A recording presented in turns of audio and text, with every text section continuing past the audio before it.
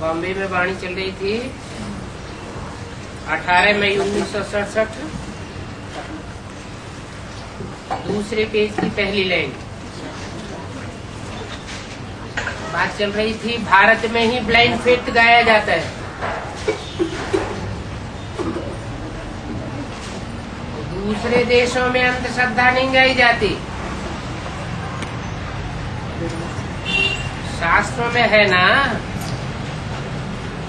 अंधों की औलाद अंधे, अब तुम तो भगवान की औलाद, सोझरे की औलाद बने हो। वो है रावण की औलाद, परंतु अपन को कोई समझते थोड़े ही है। वो बिल्कुल ही बेसमझ हैं। जो ना अपन को समझते हैं हम किनकी औलाद हैं। जैसे छोटे बच्चे होते हैं, गुड़िया बना करके फिर तोड़ देते हैं, ऐसे वो भी गुड़ियों की पूजा में लगे हुए हैं।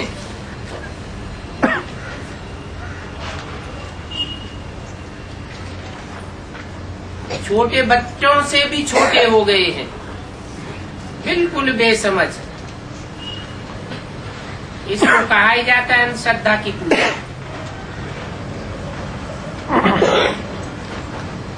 आज अंधश्रद्धा से पूजा कर रहे हैं, कल उनको ही डुबोई देंगे। और कितना खर्चा करते हैं उनके मंदिर आदि बनाने पर। उसकी बात है, ये मंदिर आदि बनाने में, अंधश्रद्धा आदि खर्च करने में बाबा किसकी बात कर रहे होंगे?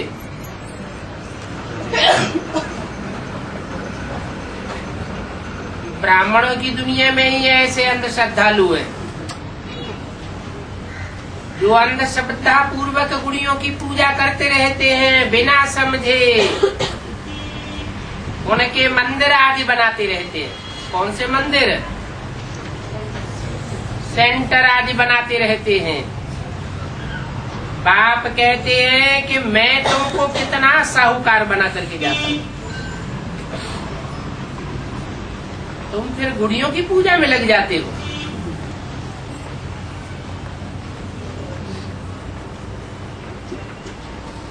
तुम्हारे में से भी कोई तो बहुत अच्छा पद पाते हैं, कोई फिर पूरा न समझने के कारण कम पद पाए लेते हैं। भले वहाँ स्वर्ग में सुख तो सब प्रकार के होते हैं, परंतु पद तो नंबरवार होते हैं ना। Lakshmi Narayan the first, second, third, fourth नंबरवार ही तो बनेंगे ना। और उनके राज्याधिकारी भी नंबरवार बनेंगे। पुरुषार्थ करना चाहिए ऊंचे से ऊंचा पद लेने का। भविष्य 21 जन्मों के लिए तो ऊंचे पद पावेंगे। क्यों?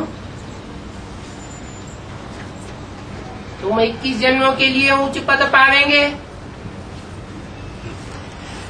वो कम पद पावेंगे क्या? तुम किसके लिए बोला? जो सन्मुख बाप से बैठ करके सुनते हैं, अंधश्रद्धा का उच्छेदन कर देते हैं, वो 21 जन्मों का पद पावेंगे और इसी जन्म में पावेंगे। और जो पूरी पढ़ाई नहीं पढ़ते, फिर नंबरवार कम पद पाते जाएंगे। और वो फिर कल्प कल्पांतर के लिए पक्का हो जाएगा। जो नहीं पढ़ते हैं तो उसका नतीजा क्या निकलेगा, वो भी बात यहाँ बताते हैं। ये ईश्वरीय लॉटरी है, कलप कलप के लिए पढ़ाई की रेस है। जैसे घुड़दौड़ होती है ना, ये तुम्हारी भी आत्मा रूपी अश्व की दौड़ है, पुरुषार्थ की दौड़ है। तुम बच्चों को अश्व कहा जाता है, नाम भी है राजस्व, अश्वमेध, रुद्र ज्ञान यज्ञ। रुद्र ने ही ये यज्ञ रचा था, अभी भी रच रहे हैं। अश्वों की दौड़ हो रही है। तुम जानते हो कि इस रथ में तो परमात्मा विराजमान है, परंतु रेस तो आत्मा करती है ना। परमपिता परमात्मा आकर के पढ़ाते हैं, तो पढ़ाते भी हैं और पुरुषार्थ की रेस भी कराते हैं। ये तुम्हारी रेस एक ही बार होती है।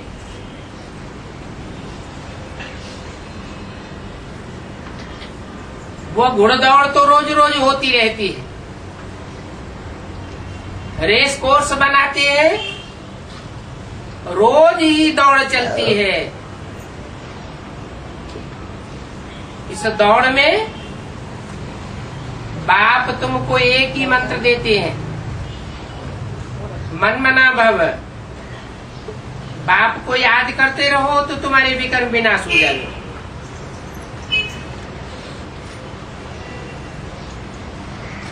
बाप को याद करने से विकर्म विनाशी क्यों होते हैं?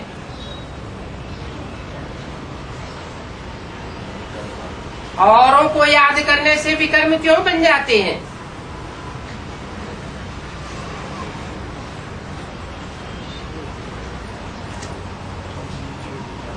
क्या कारण है? बाप कोई कर्म का भोग नहीं भोगता, इसलिए अभोक्ता कहा जाता है। कर्म और अकर्म की गति को बताने वाला है। जो खुद ही बताने वाला है वो भी कर्म कैसे करेगा? वो तो सदैव स्वय स्थिति में स्थित होने वाला है। जो स्वय स्थिति में स्थित हो जाते हैं उनके विकर्म नहीं बनते।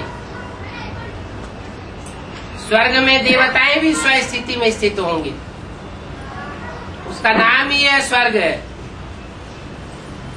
स्वय स्थिति में जाने वालों के संगठन को ही स्वर्ग कहा जाता है। और बाप तो है ही सदाशिव, सदैव स्वय स्थिति में स्थित रहने वाला। हम औरों के संग में आते हैं तो संग का रंग लग जाता है, पाप कर्म बन जाता है। उसका कोई पाप कर्म नहीं बनता। संग के रंग में आते हुए भी पाप कर्म नहीं बनता, इसलिए वो सदा विदेही है।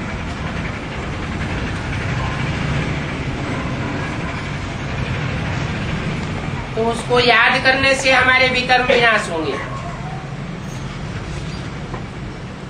विकर्म जितने जास्ती विनाश होंगे,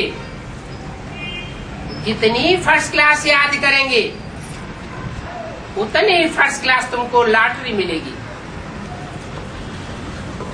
21 जन्मों के लिए तुम एवर हेल्दी एवर वेल्दी बन जाएंगे।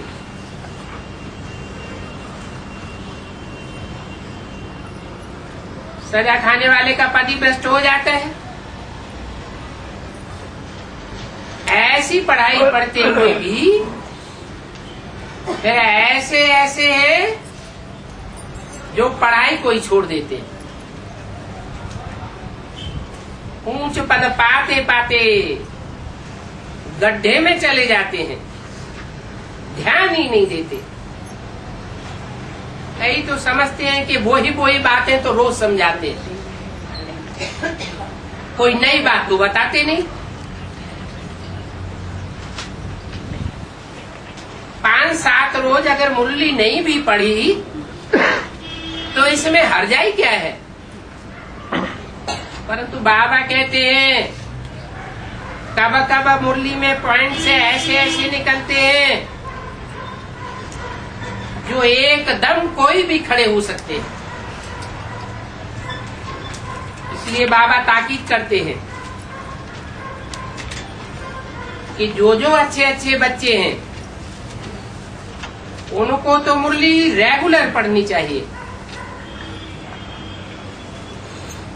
स्कूल में अगर कब कब जावेंगे तो बाप और टीचर क्या समझेंगे, कहेंगे ये तो मूर्ख बच्चा है जो पढ़ता नहीं है, इसकी तकदीर में नहीं है। बाप तो आए हैं तदबीर करवाते हैं, बाप आकर बच्चों को शिक्षा देते हैं, युक्ति रचते हैं, समझाते रहते हैं कि जो भी कोई आवे तो उनको बाप का परिचय देते रहो। यहाँ पर भक्ति की, पूजा की और कोई टंट घंटा आदि की बात नहीं है। यहाँ अंधश्रद्धा की बात ही नहीं, यहाँ तो सीधी बात समझाई जाती है। जैसे कोई याद करेंगे वैसे ही बन जाएंगे।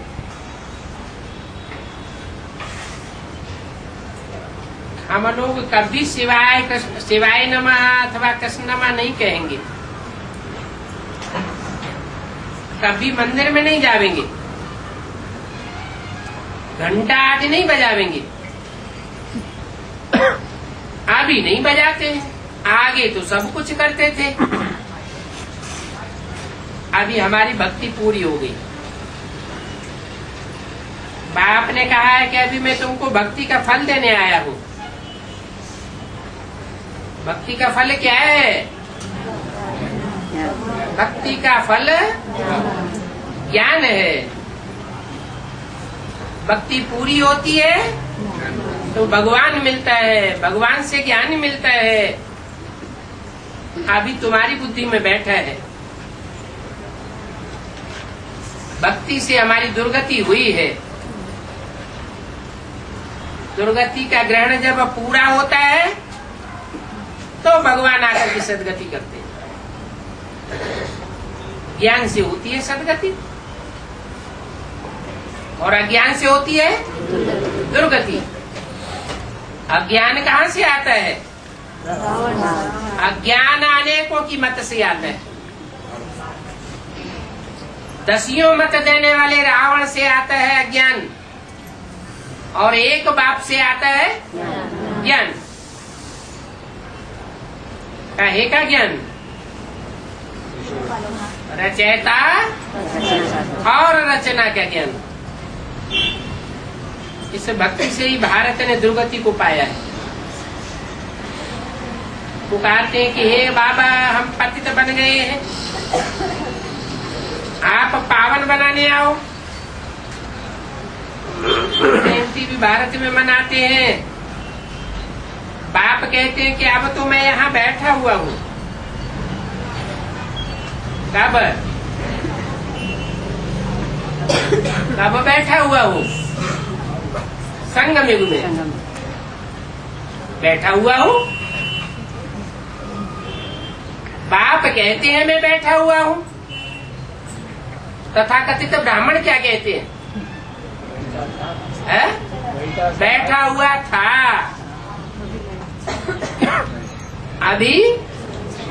अभी हम बैठे हैं। जब बैठा हुआ था तब हमने सन्मुख पढ़ाई पढ़ी, हमने सन्मुख प्राप्ति की।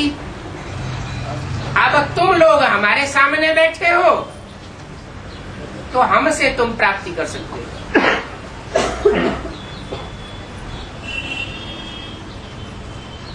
बाप कहते हैं मैं तो जब इस सृष्टि पर आता हूं तो धर्म पिताओं की तरह नहीं आता हूं। आया राम गया राम। अपने धर्म की धारणाएं सिखाई, सुनाई और चले गए। कल्याण कोई का होता नहीं, दुनिया और ही नीचे गिरती जाती है, खुद भी नीचे गिरते जाते हैं और ही बुद्धि जामड़ी होती जाती है। मैं जब आता हूं तो ज्ञान से सदगति करके जाता हूं। इससे साबित होता है कि मैं जो सुनाता हूं वो ज्ञान है और बाकी सब अज्ञान है। अज्ञान माना अंधश्रद्धा, ज्ञान माने श्रद्धा विश्वास, निश्चय बुद्धि होकर के तुम पढ़ते हो क्योंकि तुम्हारी बुद्धि में ज्ञान बैठा है। मैं यहाँ बैठा हूँ, बाहर कहने नहीं जा सकता हूँ, तुम बच्चों के सामने ही आकर के बोलता हूँ। ये मधुबन कुटिया छोड़ करके बाहर जाने का हुक्म भी बंद हो जाएगा। अभी भी बाहर जाने का हुक्म नहीं है। बाहर की दुनिया में जाकर मैं सभाओं आदि में नहीं बोल सकता। जिनको लेना होगा वो यहाँ ही आ जाएंगे। कहाँ? मधुबन में आ जाएंगे। कोई प्रश्न करेंगे क्या गीता पाठशालाओं में नहीं जाते हैं क्या? वहाँ मधुबन तो नहीं है, क्या जवाब देंगे? हैं? गीतापति भगवान गीता पाठशाला में हाँ, गीता पाठशालाओं में जावेंगे जिसकी यादगार गीता मंदिर बने हुए हैं।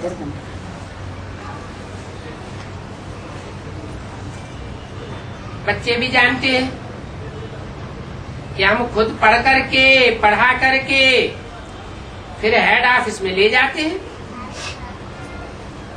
ये भी बात ठीक है। बाबा कहते हैं कि दरवाजे से बाहर भी मत निकलो।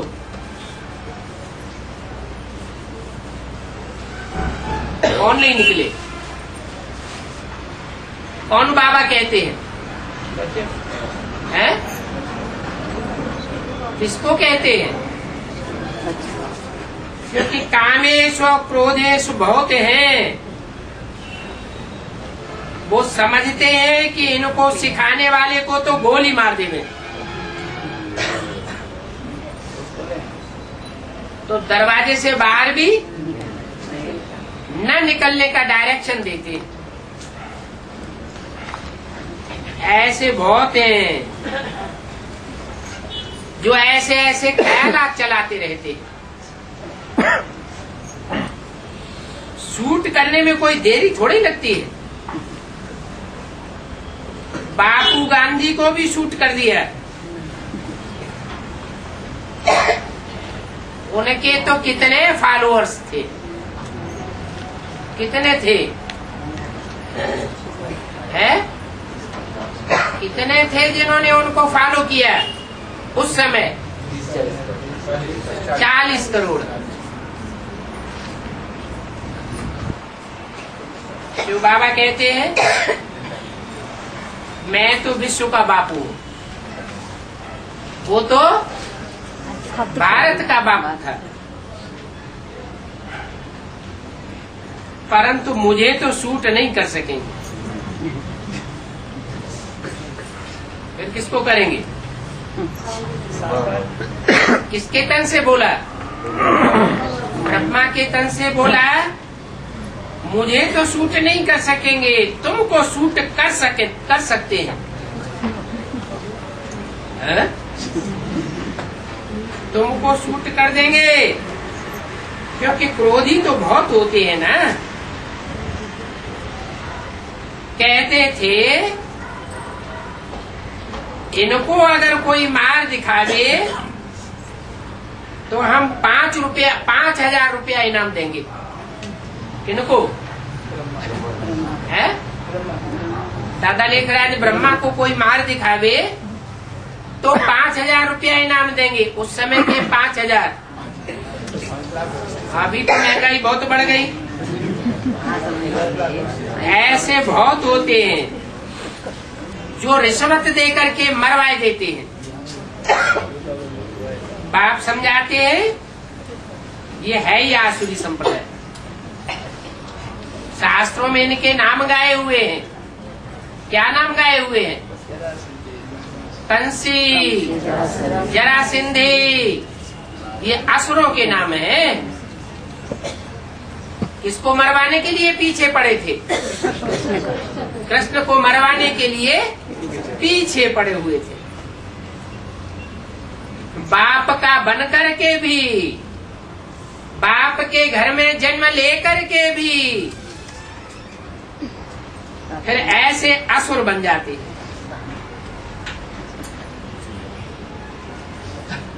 खून से लिख करके देते थे, फिर भी असुर बन जाते। और यहाँ कोर्ट स्टाम्प पर लिख करके देते हैं, फिर भी भगवान बन करके बैठ जाते हैं। 5-7 रोज में देखो कितना ज्ञान की टाई टाई करेंगे, औरों को भी सुनावेंगे। थोड़े रोज बाद देखो तो फां हो जाते हैं। इस समय तो तमो प्रधान माया है। बाप भगवान हमको पढ़ाते हैं तो फिर हमको कितनी खुशी होनी चाहिए। भगवान वाची भी है ना, सिर्फ गीता में नाम बदली कर दिया है। क्या? ज्ञान सुनाने वाला मुख जो है वो कौन सा है? कौन उवाच करता है? शिव भगवान उवाच की जगह कृष्ण का नाम डाल दिया है, नाम बदली कर दिया है। नहीं तो नाम किसका होना चाहिए? शिव भगवान उवाच। शिव तो बिंदी का नाम है, फिर कैसे उवाच करेंगे? है? साकार में प्रवेश करते हैं। ब्रह्मा के तन में साकार में प्रवेश नहीं करते थे, माँ के रूप में प्रवेश करते थे। फिर कृष्ण का नाम क्यों डाल दिया है? माता का नाम डाल देते। कृष्ण भगवान वाच क्यों लिख दिया? पिताश्री ब्रह्मा क्यों लिख दिया? नाम बदली कर दिया है। बाप कहते हैं इन बदली करने वाले साधुओं का भी मैं उद्धार करने आया हूँ। इन्होंने शिव भगवान वाच के बदले कृष्ण भगवान वाच लिख दिया है, उनका भी मुझे उद्धार करना है। साधु लोग ये अक्षर पढ़ते भी हैं,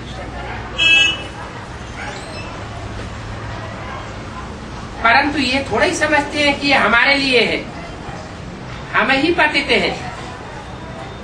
बाप को आकर के हमारा उद्धार करना है, उनकी बुद्धि में बैठता नहीं है।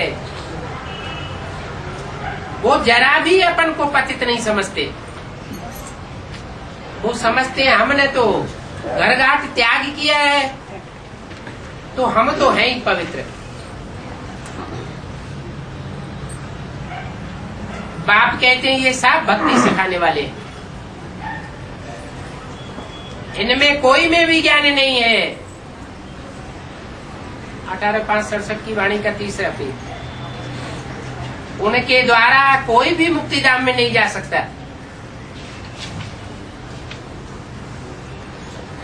सबका बंधन और ही बढ़ता जाता है।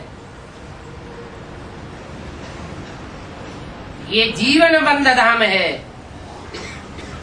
इससे कोई निकल नहीं सकता, मेरे से कोई मिल नहीं सकता। मनुष्य तो सिर्फ ऐसे ही कह देते हैं कि फलाना गुरु पार निर्वाण गया, महात्मा बुद्ध पार निर्वाण गया, शंकराचार्य पार निर्वाण गया, लेकिन पार निर्वाण कोई जाता नहीं है। अगर एक भी गुरु पार निर्वाण जाए तो अपने पीछे फॉलो करने वाले चेलों को भी तो ले जाएगा। गुरु मर जाते हैं, चेलों का सत्यानाश होता है, चेले फिर दूसरे गुरु कर लेते हैं। कहते हैं लीन हो गया, आत्मा परमात्मा में लीन हो गई। कृष्ण के भक्तों से कृष्ण के लिए पूछते हैं तो वो कह देते हैं वो तो सर्वव्यापी है, जिधर देखता हूँ कृष्ण ही कृष्ण है। राधा के भक्त फिर कहेंगे जिधर देखो राधा ही राधा है। तो सर्वव्यापी बनाए देते हैं। एक तरफ कहते हैं कि सब ईश्वर के रूप हैं,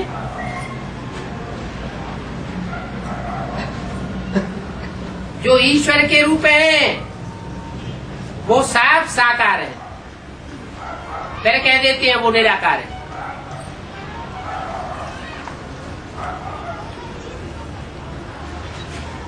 फिर दूसरी तरफ कृष्ण साकार के लिए कह देते कि वो ही भगवान है। तो देखो जिनसे जो मत मिलती है उन्हीं को फॉलो कर लेते हैं।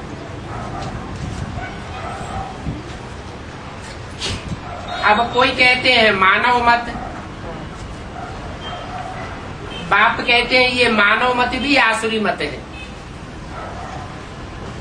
और ये मानव मत क्या बनाती है?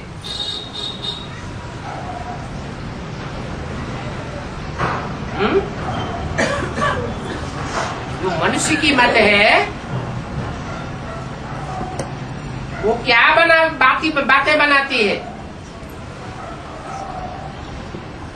मानव मत काली का चित्र बनाया है, कितना भयानक रूप बनाया है।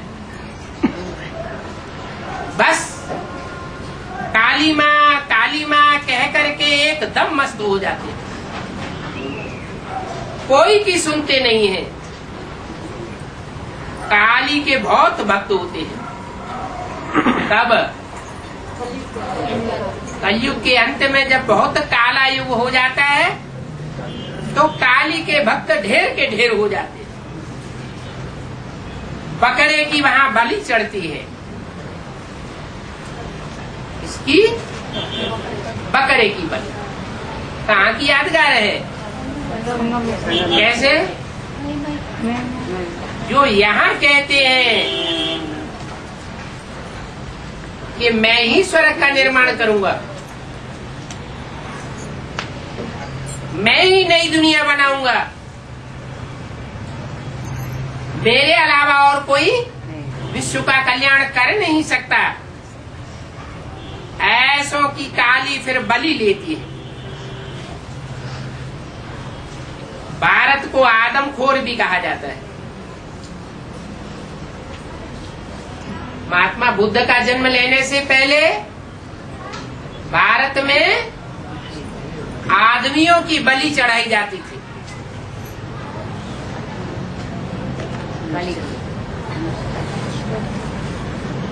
उसको भून के खाते थे, उसको महाप्रसाद कहा जाता था। क्रिश्चियन लोगों ने आकर के एकदम आदमखोरी बंद कर दी।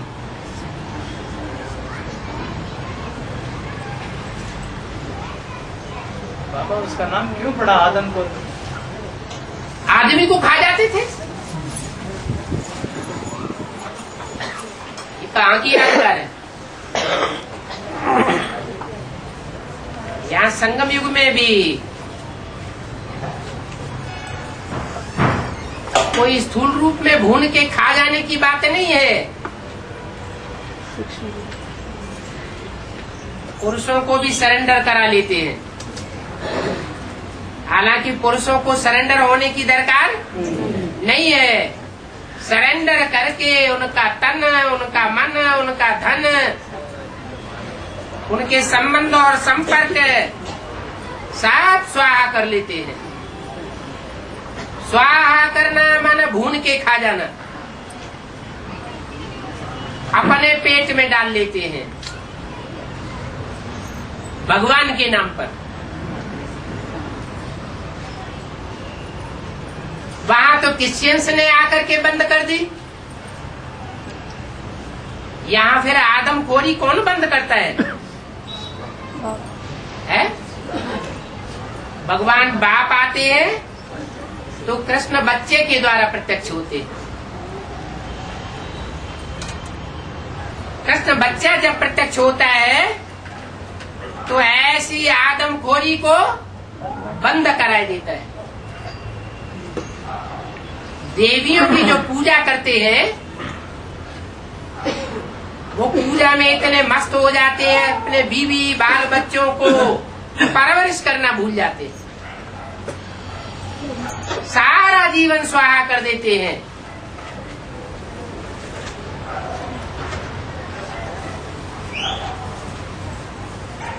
जब आदमखोरी बंद की गई तो मनुष्यों की बलि चढ़ाना बंद हो गया। नहीं तो बहुत ही मनुष्यों की बलि चढ़ाते थे। तो बाप समझाते हैं कि देखो कितने पद भ्रष्ट और कर्म भ्रष्ट बन गए। कन्याओं माताओं को सरेंडर करना वो तो वाजिब बात है। उन्हें तो कहीं न कहीं कोई न कोई ठिकाना लेना ही होता है। उनको शरण देने की कोई बात नहीं है। लेकिन पुरुषों को सरेंडर करने की क्या दरकार है? कहीं मुरली में बोला है, कहीं बताया है शास्त्रों में, कहीं गायन है, बैलपाल कन्हैया गाया हुआ है? नहीं, गोपाल। तो गोपाल कन्हैया गाया हुआ है वो भी कब? जब समाज में कन्याओं माताओं की दुर्गति होती है, उनके ऊपर अत्याचार होते हैं, तो बाप समझाते हैं इतने कर्म भ्रष्ट धर्म भ्रष्ट बन जाते हैं। तो मेरा जन्म मगध देश में होता है? सिंध देश में नहीं होता,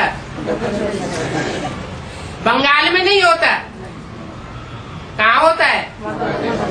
मगध देश में होता है। कब होता है जन्म?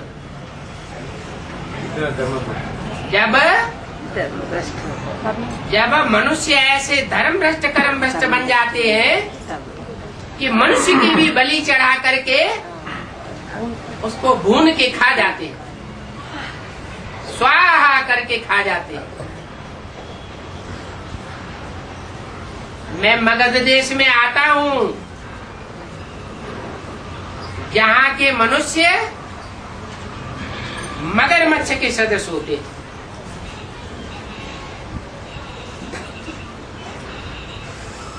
मगरमच्छ क्या करता है? मगरमच्छ नाम है बड़े माछला का।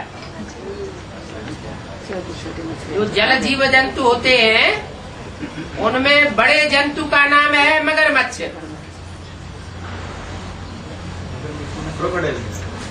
क्रोकोडाइल। जो छोटी छोटी मछलियों को खा जाता है, उसका मांस कोई नहीं खाता।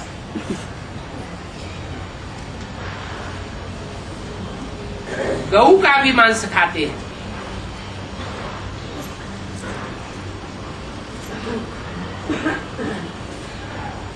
मुसलमान किसका मांस खाते हैं? गऊ का मांस खाते हैं। कहाँ की यादगार? कैसे है? जो मुसलमान धर्म में कन्वर्ट होने वाली आत्माएं हैं, उनकी बुद्धि में ये नहीं आता ये ह्यूमन गऊ है, ईश्वर के कार्य के लिए समर्पित हुई है, इनका कितना मान रखना चाहिए। वो उनके जीवन को भी बर्बाद कर देते हैं। गऊ की हत्या कर देते हैं। ईश्वरीय ज्ञान से विमुख हो जाती है। बहुत बड़े बड़े आदमी भी गऊ का मांस खाते हैं। समाज में कहे जाते हैं बड़े बड़े आदमी, लेकिन क्या करते हैं? गऊ का मांस खाते हैं। जैसे कि वहां की रस्म ही ऐसी होती है।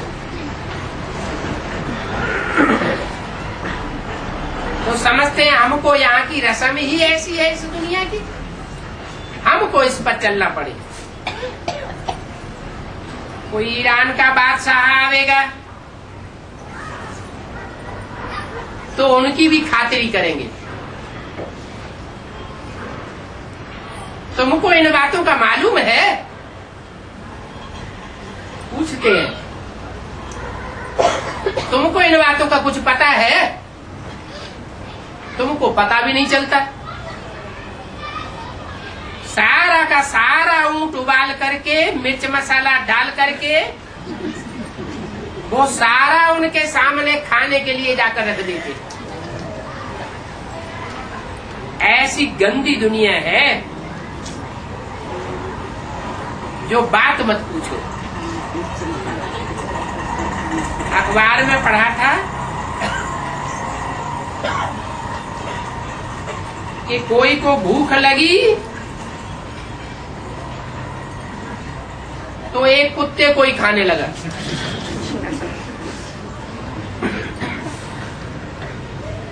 अब भूख लगी तो बेचारा क्या करेगा? जो आया सो खाया।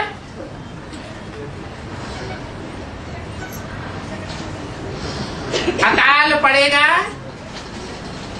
खाना नहीं मिलेगा तो एक दो को काट करके भी खा जाएंगे। ऐसा भी टाइम आएगा।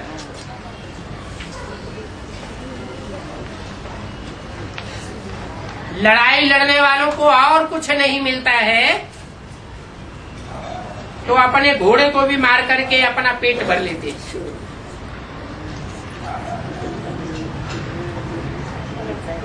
अभी तुम तो अपने स्वर्ग को याद करो। तुमको बाप ऐसी मारा मारी सिखाने के लिए नहीं आए हैं। तुम पहले भी याद करो, स्वर्गवासी थे और अभी 84 जन्मों के बाद नरकवासी बने हो। क्या कहा? क्या याद दिलाया? 84 जन्म पहले तुम स्वर्गवासी थे और अभी फिर स्वर्गवासी बने हो। ये क्यों नहीं कहा 83 जन्म और 82 जन्म पहले स्वर्गवासी थे?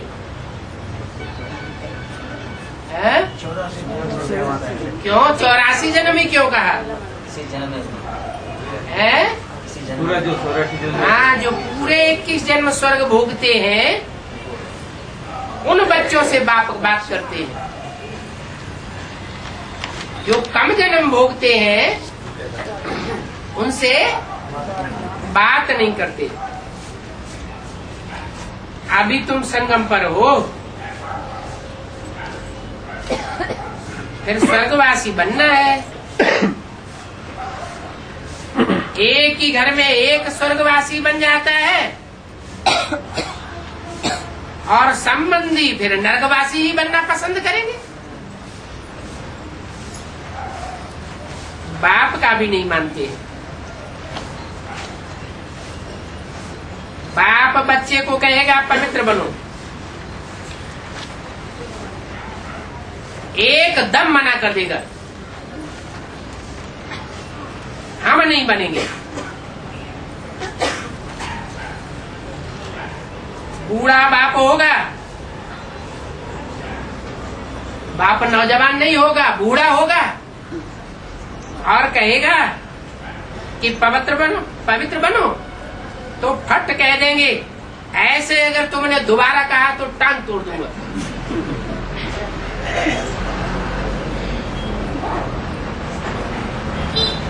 ऐसे ऐसे भी कह देते हैं। यहाँ ज्ञान लेते लेते फिर गुम हो जाते हैं, पढ़ते ही नहीं है। 7 रोज में 1-2 बार आते हैं। बाप फिर कहेंगे तुम तो कपूत हो, नहीं पढ़ेंगे तो जरूर निंदा करावेंगे। चलन शैतानी होगी, इसलिए रोज पढ़ाई नहीं पढ़ते हैं। नहीं पढ़ेंगे तो पथभ्रष्ट हो जाएंगे और ही अपना जास्ती नुकसान कर देंगे। पढ़ाई तो बहुत सहज है, सिर्फ अलफ और बे को याद करना, बस यही गांठ बांध लो। अच्छा, बे भी याद नहीं पड़ता है तो उसे भी छोड़ दो। बे का डिटेल याद नहीं आता है तो उसको भी छोड़ दो। क्या करो? सिर्फ अलफ को याद करो। पढ़ेंगे तो अच्छा पद पावेंगे। याद में रहने वाले की बुद्धि में नॉलेज ऑटोमेटिकली आ जाती है। क्या? पढ़ाई न भी पढ़े, अगर अच्छी तरह याद में रहे तो अंत में रिजल्ट क्या होगा? ज्ञान अच्छी तरह ऑटोमेटिक बुद्धि में बैठ जाएगा। इसलिए बाप कहते हैं सिर्फ अल्लाह को याद करो। कहते हैं बाबा हम भूल जाते हैं। अरे बाप जो तुमको विष्णुपुरी का मालिक बनाते हैं उनको ही तुम भूल जाते हो। बेहद के बाप ने तुमको अडॉप्ट किया है विश्व का मालिक बनाने के लिए। सो तब बनेंगे जबकि उनकी श्रीमत पर चलेंगे। कोई तो 5-7 मास की समझ करके विलायत में जाते हैं तो वहां जाते ही खेल खलास हो जाता है, फट से संग का रंग लग जाता है। कोई तो फिर बहुत अच्छे नियमों पर भी चलते हैं, विलायत में जाने पर भी पक्के रहते हैं। बहाने करने वाले बहाने तो अनेक प्रकार के कर सकते हैं। विलायत में जाने वाले क्या बहाना करेंगे? क्या करें? वहां माहौल ही ऐसा है।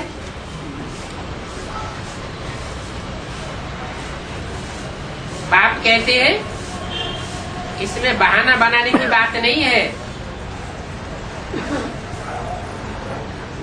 नियमों पर चलने में कोई पाप नहीं बनेगा। कोई पूछते हैं बाबा रिश्वत के बिना तो काम नहीं चलता है, हम पुलिस में काम करते हैं, सारे ही पुलिस वाले रिश्वत लेते हैं।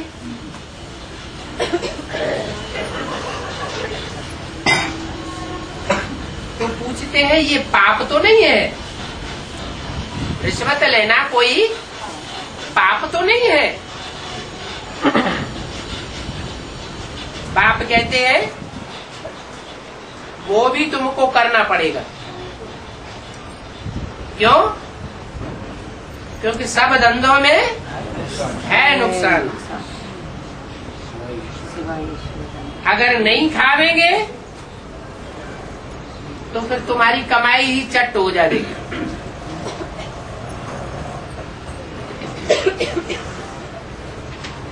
अगर तुम रिश्वत नहीं खावेंगे तो तुमको कोई ऊंच पद नहीं देवेंगे, तुम्हारी तरक्की बंद करवा देंगे, नौकरी से ही निकाल देंगे। अभी हुआ, बाहर की दुनिया की बात नहीं है,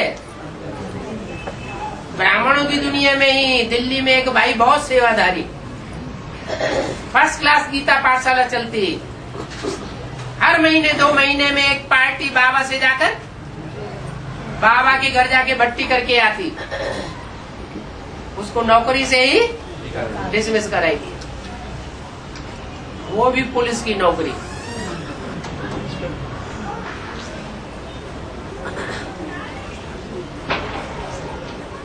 बोला नहीं खावेंगे तो तुम्हारी कमाई चट करवा देंगे, नौकरी से ही निकाल देंगे।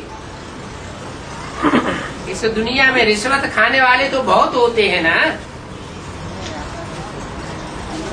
तो बाप युक्तियां तो सारी बच्चों को समझाते, सिखाते रहते। बाप रमजबाज तो है ना, तुमको पढ़ाए रहे हैं। बाप आए ही है सबको वापस ले जाने के लिए। पहली बात ये समझाओ कि ये ज्ञान है। क्या? ये जानकारी है, सच्चाई की जानकारी है, झूठ नहीं सिखाती है। सिखाने वाला भी ट्रुथ गॉडफादर कहा जाता है, सच्चा बाप है, सच्चखंड की स्थापना करने वाला है, सच्ची बातें बना करके बता करके सच्चखंड की स्थापना करता है। ये कोई भक्ति नहीं है। हमको सुनाने वाला भी बाप है, कोई मनुष्य नहीं है। लिखा हुआ है गीता ज्ञानदाता शिव भगवान वाच। वो फिर कह देते हैं कि शिव परमात्मा और कृष्ण भगवान ये दोनों एक ही तो है। कौन कह देते? जो शिव परमात्मा है पर्सनालिटी, वो ही पर्सनालिटी कृष्ण की पर्सनालिटी है। संगम युग में दोनों एक ही पर्सनालिटी है, और कोई भी दूसरा गीता का भगवान साकार में नहीं है। और तुम क्या कहते हो? तुम कहते हो कृष्ण गीता का भगवान नहीं हो सकता। कृष्ण कहो ब्रह्मा कहो बात एक ही हो जाती है। वो गीता का साकार भगवान नहीं हो सकता। भगवान तो आता है तो नरक को स्वर्ग बना के जाता है, सब पतितों को पावन बनाने के लिए आता है, पतितों को पावन बना करके पावन धाम में ले जाता है, बीच में वापस नहीं जाता। बोला हुआ भी है, तुम संग खाऊं तुम संग खेलूं, तुम संग श्वासोश्वास साथ निभाऊं, और जब जावेंगे तो साथ लेकर के जावेंगे। बाप कहते हैं